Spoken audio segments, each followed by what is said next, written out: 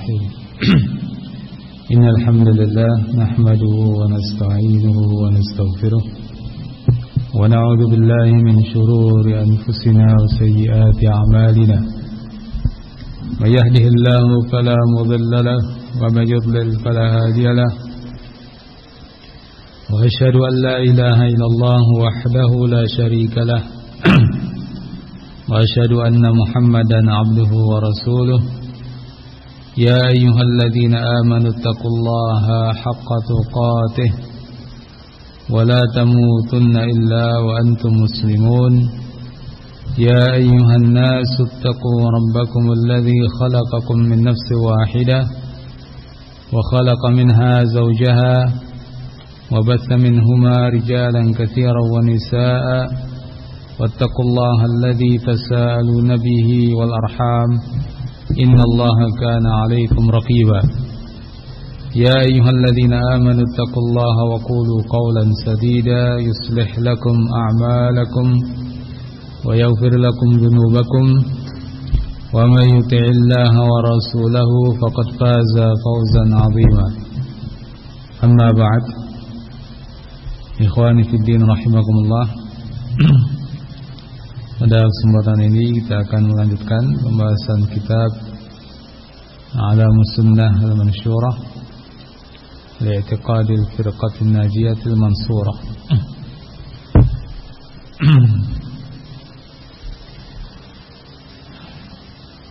Pada pertemuan sebelumnya telah kita bahas tentang makna syahadat anna Muhammadan Rasulullah. Ya. Yang ini merupakan bagian kedua daripada syahadat, dan keduanya yaitu syahadat la ilaha illallah,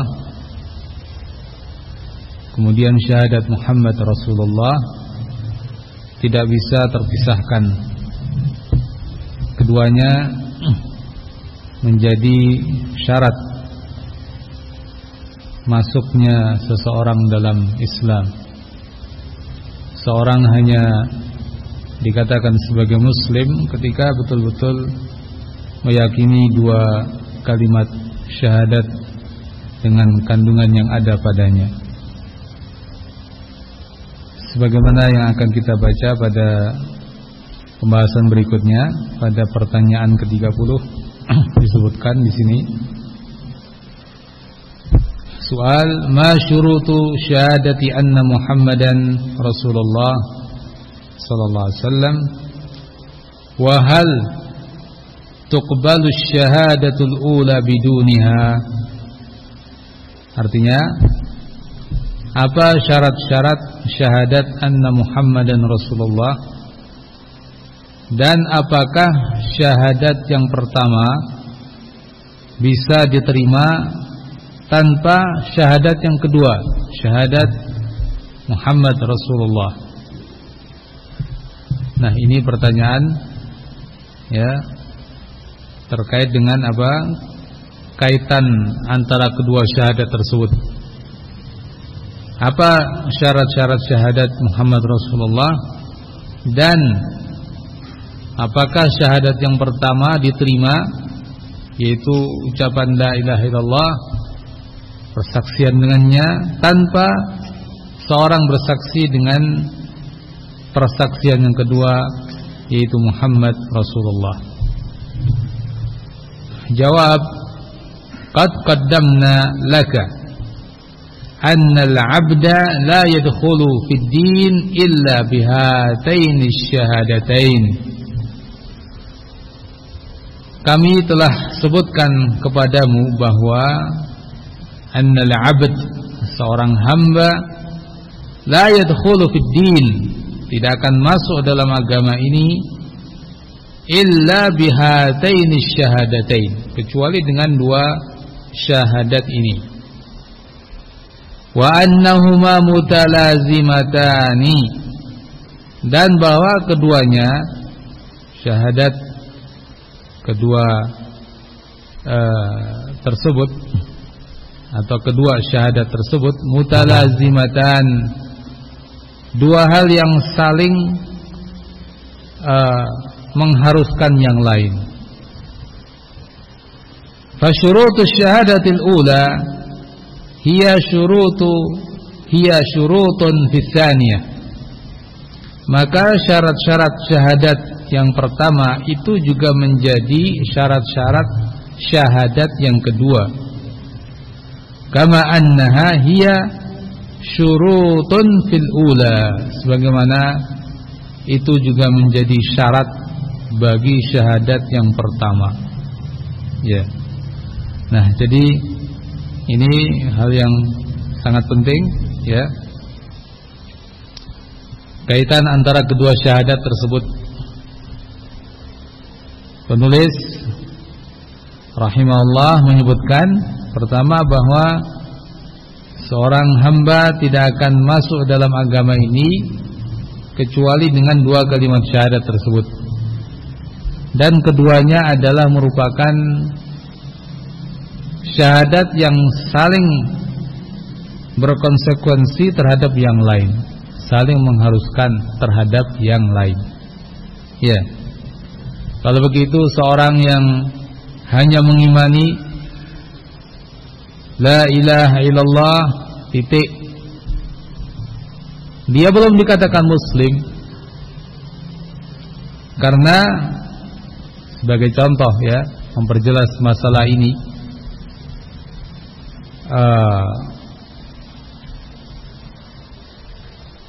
orang-orang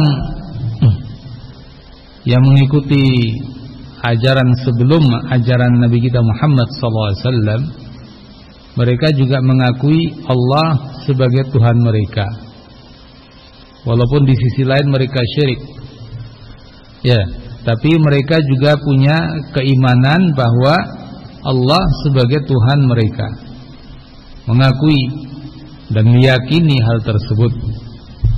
Tapi keimanan mereka cacat. Kenapa? Karena tidak mau bersaksi bahwa Muhammad Rasulullah. Ya. Sebagian orang-orang Nasrani maupun Yahudi ketika didakwahi tentang ketuhanan Allah Azza wa Jalla, mereka menerima. Ya. Tapi ketika diajak syahadat, mengakui bahwa Muhammad Rasulullah, tidak mau menerima. Bahkan ada yang mengakui kebenaran Nabi Muhammad SAW sebagai seorang nabi, seorang rasul, tapi tidak mau mengikuti. Ya, dia mau mengikuti yang lain, nabi-nabi yang sebelumnya. Apakah yang seperti ini dikatakan muslim? Tidak. Dan ini pernah terjadi dalam dialog antara Ibnul Qayyim rahimahullah dengan seorang Nasrani. Ya. Dalam dialog tersebut, Al-Imam Ibnul Qayyim rahimahullah memberikan hujjah-hujjahnya. Sampai pada akhirnya si Nasrani mengakui bahwa Muhammad benar. Muhammad adalah nabi, Muhammad adalah rasul. Dia nggak bisa mengelak setelah hujjah-hujjah disampaikan oleh Ibnul Qayyim rahimahullah. Sebelumnya dia nggak mengakui. Tapi setelah dia mengakui, maka Ibnul Qayyim rahimahullah mengajak dia masuk Islam, mengikuti Nabi Muhammad SAW, meninggalkan agama yang sebelumnya. Dia menolak dan dia mengatakan semua para nabi benar dan saya mengikuti nabi yang lain. Ya. Semua para nabi benar termasuk nabi kita Muhammad, namun saya mengikuti nabi yang lain. Nah, kita lihat di sini bagaimana sikap orang itu. Bukan hanya mengingkari Nabi Muhammad sebagai nabi, tapi bahkan mengakui, tapi nggak mau mengikuti. Ya, dia ingin ikut nabi-nabi sebelumnya. Nah, apakah ini dikatakan muslim? Jawabnya tentu tidak. Ya. Tidak dikatakan sebagai seorang muslim. Jadi kalau begitu, kedua syahadat ini tidak bisa dipisahkan. Mutalazimatan, saling berkonsekuensi satu terhadap yang lainnya, saling mengharuskan ya satu terhadap yang lainnya. Makanya dalam hadis Nabi sallallahu alaihi wasallam ketika beliau alaihi salatu wassalam menyebutkan rukun-rukun Islam, ya, disebutkan bunyal Islamu ala khamsin. Islam dibangun di atas 5 perkara, 5 fondasi. Syahadati alla ilaha illallah wa anna Muhammadan Rasulullah, wa iqamis shalah wa ita'iz zakah wa siyam Ramadan wa hajjil bait, atau wa hajjil bait wa siyam Ramadan.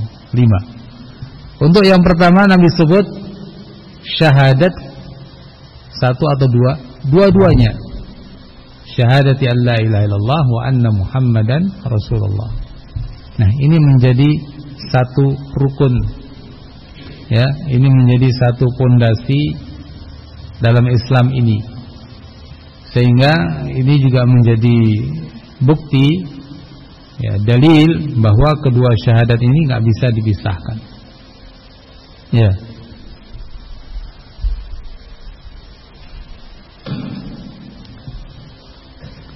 Begitu pula dengan ini kita bisa memahami sabda-sabda Nabi yang lain yang mungkin sering kita dengar, kita baca tentang keutamaan syahadat la ilaha illallah. Ya. Ketika seorang mengatakan syahadat la ilaha illallah, bersaksi dengannya, maka dia dijamin masuk surga. Hadis yang semakna dengan ini, ya. Apakah artinya hanya dia bersaksi dengan syahadat la ilaha illallah? Kalau begitu tidak. Bahkan tentu dengan konsekuensinya, yaitu syahadat Muhammad Rasulullah. Kalau seseorang hanya bersaksi dengan la ilaha illallah tanpa persaksiannya dengan syahadat Muhammad Rasulullah, maka dia nggak dapat keutamaan masuk surga, dijamin, ya, masuk surga, dijamin selamat dari neraka, tidak akan masuk ke dalam neraka atau tidak kekal di dalamnya, dan seterusnya. Nah, ini tidak terhenti pada seorang bersaksi dengan syahadat la ilaha illallah. Walaupun dalam hadis terkadang hanya disebut dengan sebutan yang pertama saja, ya. Siapa yang bersaksi la ilaha illallah, kemudian ini, kemudian terakhir masuk ke dalam al-jannah. Ya, sekalipun hanya disebut la ilaha illallah. Man kana akhiru kalamihi la ilaha illallah misalnya, dakhala al-jannah. Apakah artinya dia tidak mengakui syahadat Muhammad Rasulullah? Tidak demikian.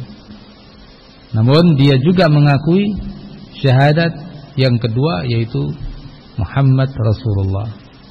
Nah, karena keduanya tidak bisa dipisahkan. Ya. Kemudian terkait dengan syarat, apa syarat syahadat yang kedua ini? Apakah ada syarat-syarat tertentu?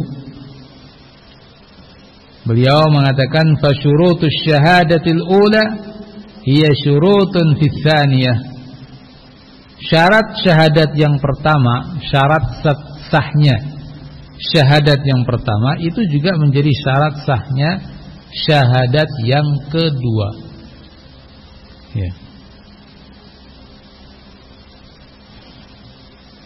Kalau begitu,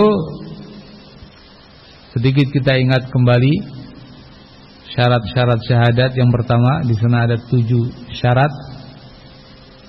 maka ini juga menjadi syarat syahadat Muhammad Rasulullah.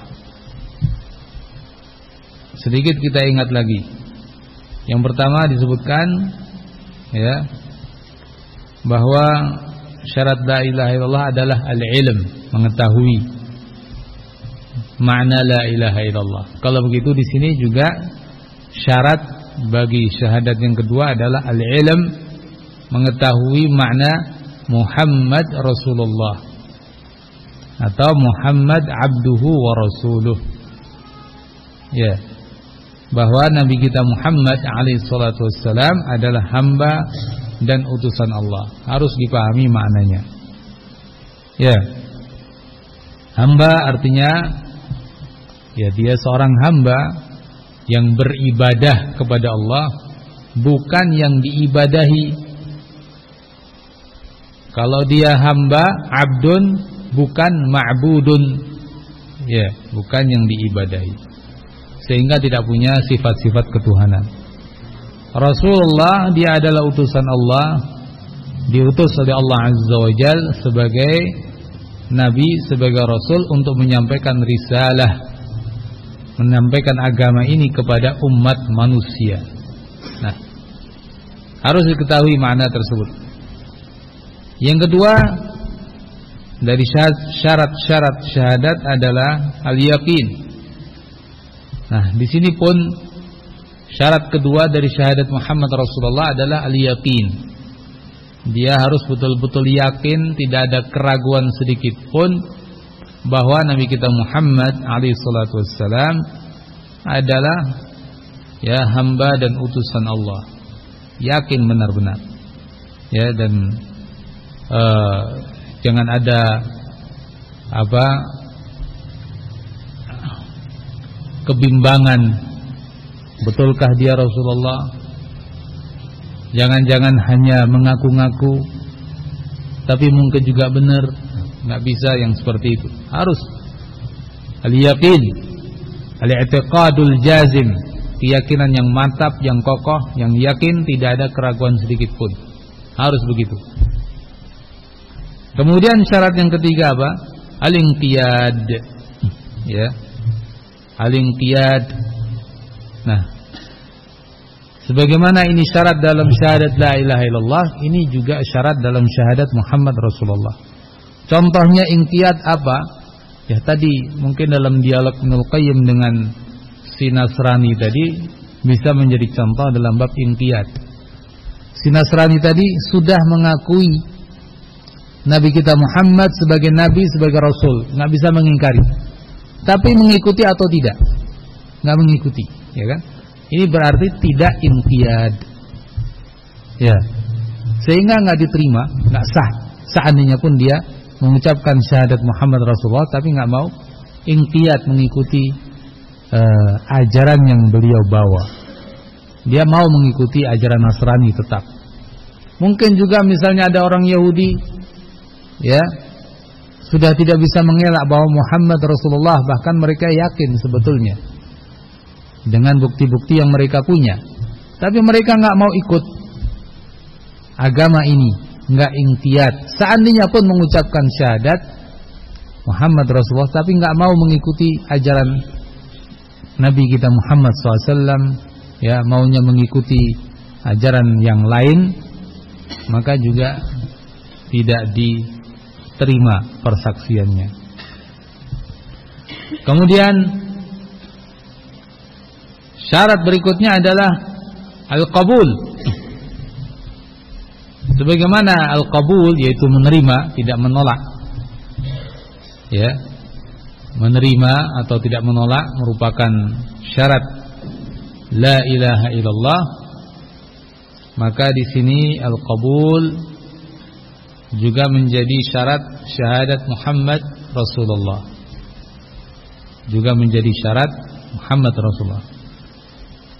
Harus menerima, ya, hal ini tidak boleh menolaknya. Apa contoh yang menolak? Ya, banyak sekali yang nggak mau bersaksi, ya, menolak untuk bersaksi dengannya banyak sekali.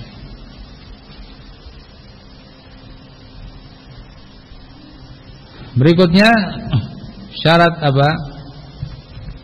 Al-ikhlas. Sebagaimana al-ikhlas merupakan syarat dalam ucapan dan persaksian la ilaha illallah, di sini pun menjadi syarat. Ikhlas merupakan syarat dalam persaksian Muhammad Rasulullah. Jangan sampai bersaksi Muhammad Rasulullah, Muhammad abduhu wa rasuluh, tapi enggak ikhlas, karena sesungguhnya ada tujuan-tujuan lain, ya. Seperti orang-orang munafik yang bersaksi dengan persaksian ini tapi tidak ikhlas. Bahkan mereka punya tujuan-tujuan tertentu, maka syahadat mereka tidak sah. Kemudian syarat berikutnya as-sidq. As-sidq, jujur. Jujur sama antara lahir dan batin. Ya. Kejujuran dalam bersaksi,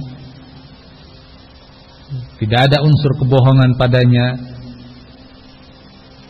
merupakan syarat la ilaha illallah. Dia pun merupakan syarat dalam syahadat Muhammad Rasulullah.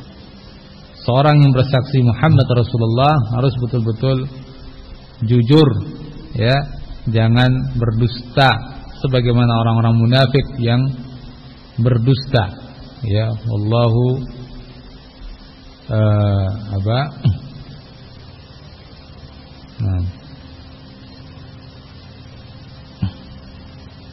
dalam surat Al-Munafiqun Allahu yashhadu innal munafiqina lakadzibun.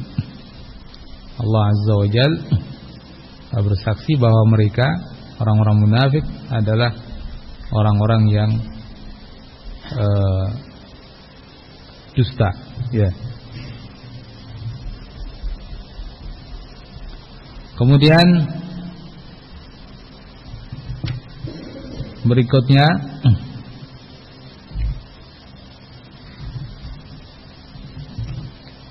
yaitu al-mahabbah. Syarat yang ketujuh adalah mahabbah, rasa cinta, sebagaimana ini syarat dalam syahadat la ilaha illallah. Ini juga menjadi syarat dalam syahadat Muhammad Rasulullah. Orang yang bersaksi bahwa Muhammad abduhu wa rasuluh, hamba dan utusan Allah, atau Muhammad Rasulullah, dia harus bersaksi dalam kondisi dia menyukai. Ya, jangan sampai ada kebencian, bersaksi namun benci kepada Nabi kita Muhammad sallallahu alaihi wasallam. Ini tidak sah, ya. Seorang yang benci kepada beliau sekalipun bersaksi dengan syahadat Muhammad Rasulullah, maka tidak sah. Ya.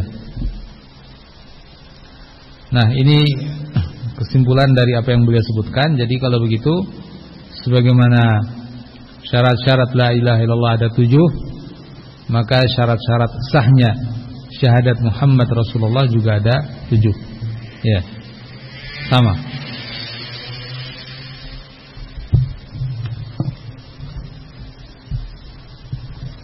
Kemudian berikutnya,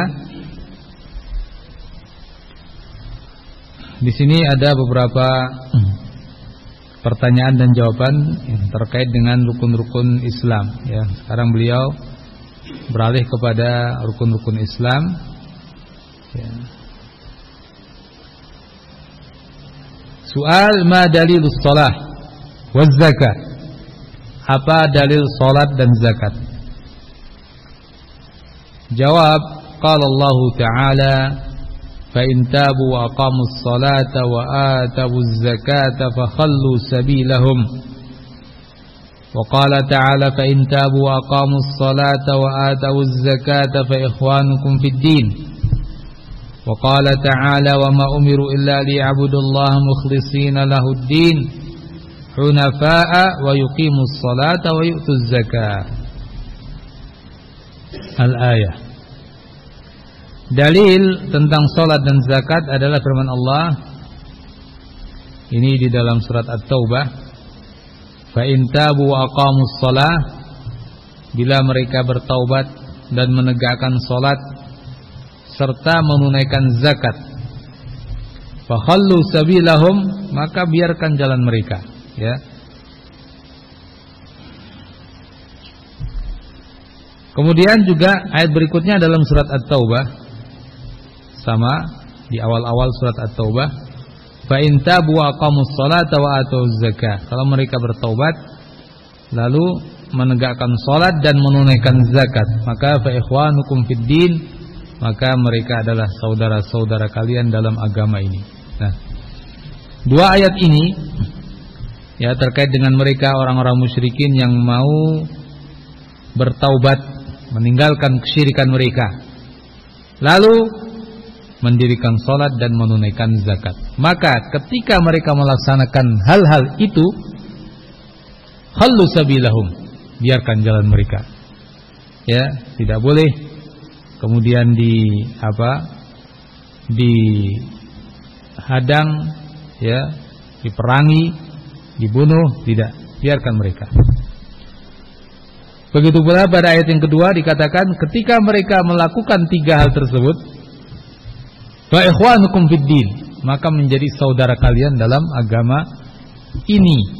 Nah, jadi kalau begitu salat dan zakat merupakan suatu hal yang mesti, ya. Salat dan zakat merupakan suatu hal yang tidak bisa tidak. Sebab Allah Azza wa Jalla mengaitkan ukhuwah fid din, persaudaraan dalam agama ini, dengan itu. Taubat dari syiriknya, dari kufurnya, kemudian menegakkan salat dan menunaikan zakat. Kalau tidak dilakukan, ya, hal-hal tersebut, terpahami dari ayat ini bukan saudara kalian dalam agama ini. Nah, ini artinya ancaman yang berat bagi mereka yang tidak mau salat, tidak mau zakat. Ya. Dan ini menjadi salah satu dalil dari sekian banyak dalil tentang kewajiban salat dan zakat, dan bahwa ini termasuk bahkan menjadi rukun daripada rukun-rukun Islam, sebagaimana yang tadi kita sebutkan pada hadis Nabi SAW, buniyal Islamu ala khamsin. Islam dibangun di atas 5 fondasi, yang diantaranya adalah menegakkan salat dan menunaikan zakat. Ya. Di dalam ayat yang lain, ini di dalam surat Al-Bayyinah, wa ma umiru illa liya'budullaha mukhlishina lahuddin hunafa'a wa yuqimus salata wa yu'tuz zakah. Dan tidaklah mereka diperintahkan kecuali agar mereka beribadah kepada Allah dengan mengikhlaskan baginya agama ini, hunafa, mereka melakukannya dengan lurus, ya, wa yuqimus shalah wa yu'tuz zakah, dan mereka menegakkan salat serta menunaikan zakat.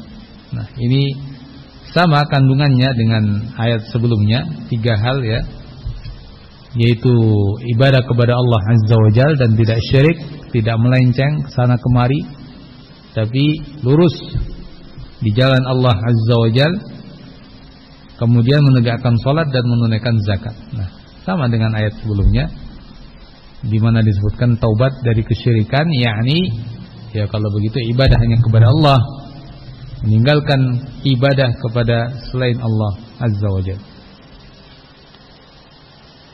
Wa ghairuha, dan ayat-ayat yang lain.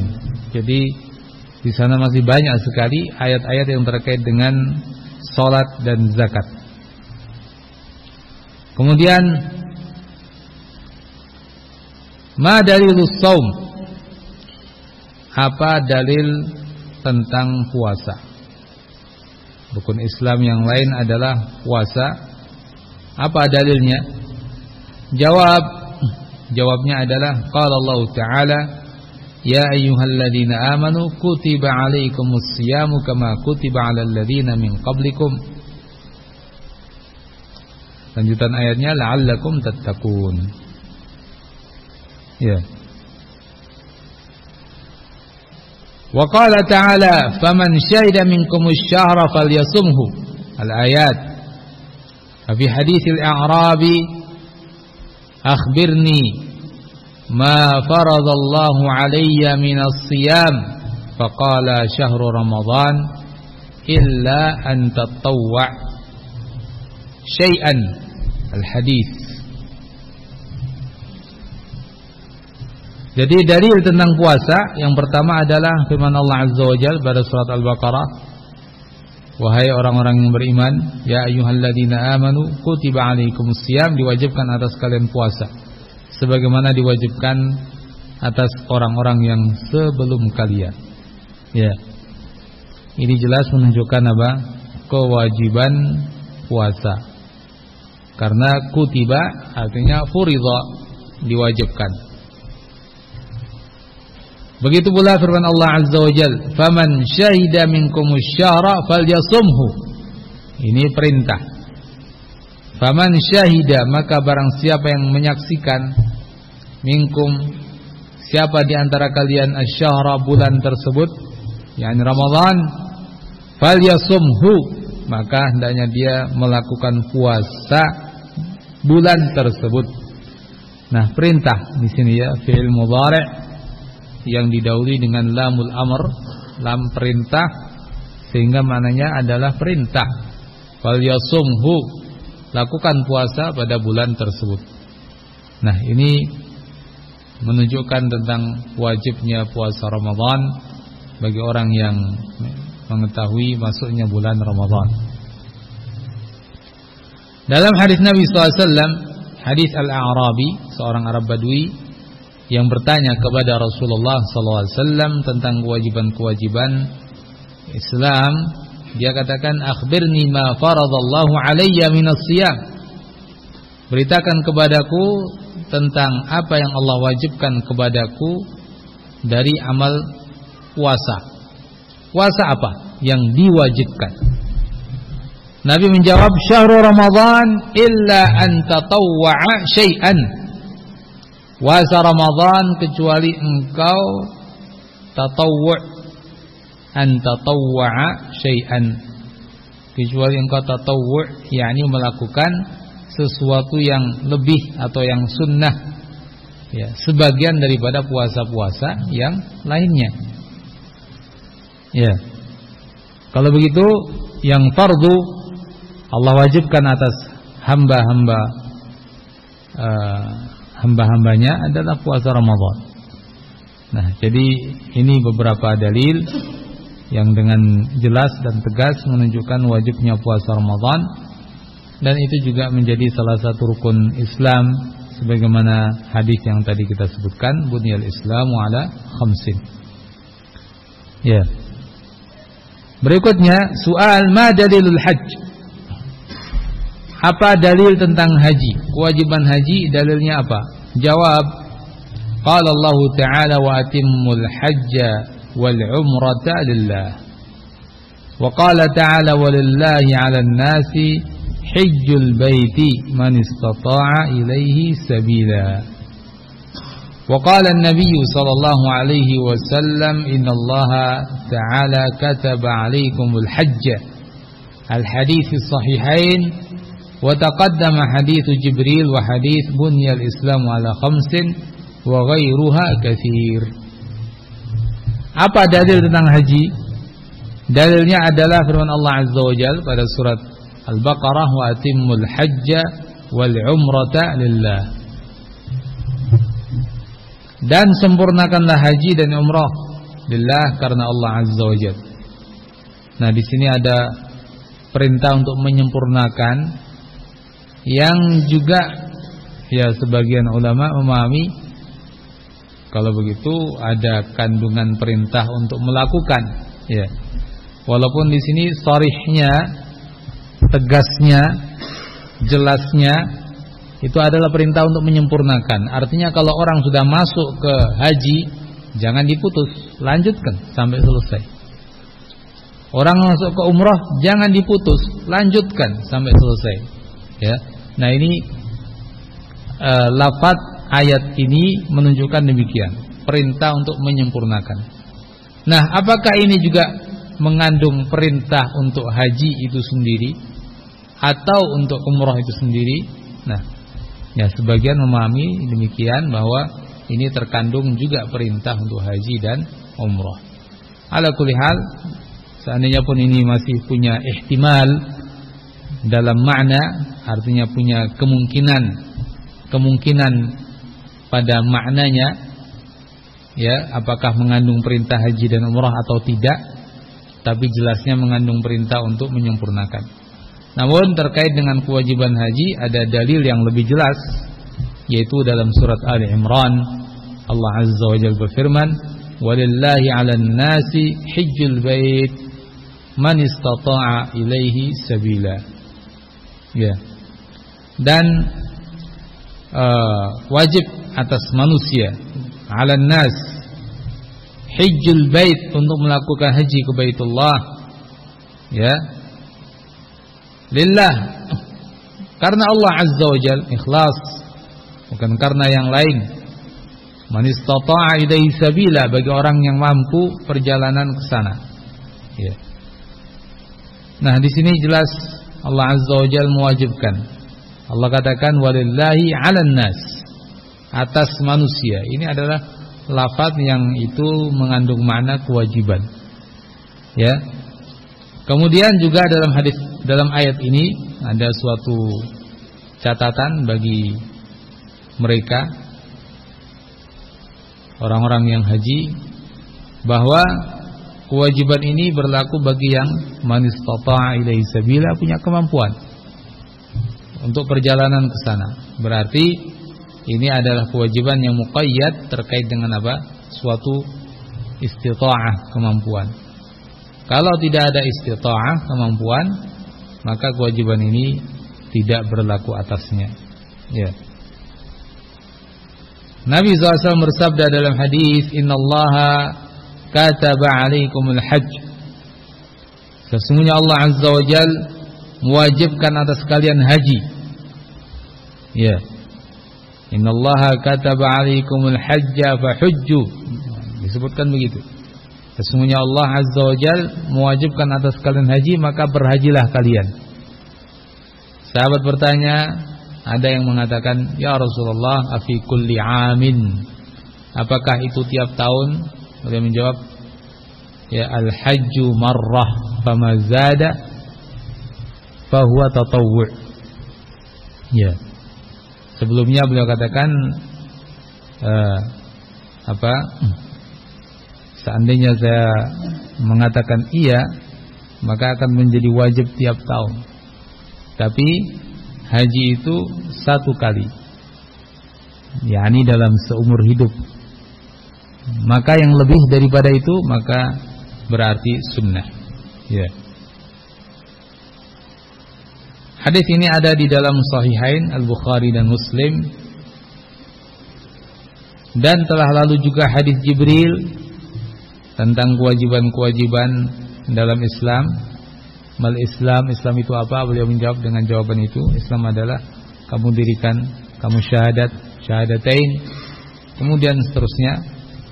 Begitu pula hadis bunyal Islamu ala khamsin juga sudah lewat, dan masih banyak yang lain. Nah, ini adalah dalil-dalil tentang kewajiban-kewajiban itu, ya, sehingga ini disebutkan sebagai rukun-rukun Islam. Dan rukun artinya pada asalnya dalam bahasa, rukun itu adalah janibu syai' al-aqwa, ya, janibu syai' al-aqwa, sisi sesuatu yang paling kuat, ya. Misalnya rumah, ujung-ujung atau pojok-pojok rumah itu menjadi pokok dari rumah tersebut, ya kan? Nah, itu menjadi ruknu al-bait, ya, rukunnya rumah. Itu pojok-pojoknya, itu yang paling kuat. Ya. Nah, itu makna rukun dalam bahasa begitu. Nah, terpahami kalau begitu rukun Islam, bahwa ini menjadi ajaran-ajaran paling pokok, ya, di dalam Islam ini. Ini ajaran-ajaran paling kuat di dalam Islam ini. Maka tidak boleh sembarangan ya seseorang untuk meremehkan perkara-perkara itu, dan kalau ada yang meremehkan dalam bab ini maka otomatis yang lain lebih meremehkan lagi dia, karena ini termasuk yang atau bahkan yang terpenting ya 5 perkara tersebut. Adapun tentang kapan diwajibkannya ibadah-ibadah ini ternyata berbeda-beda ya. Salat diwajibkan seperti yang kita tahu pada peristiwa Isra dan Mi'raj ya, sebelum Nabi berhijrah, kalau tidak salah pada tahun 10 dari kenabian, kalau nggak salah bisa dilihat lagi. Yang jelas sebelum hijrah itu terjadi.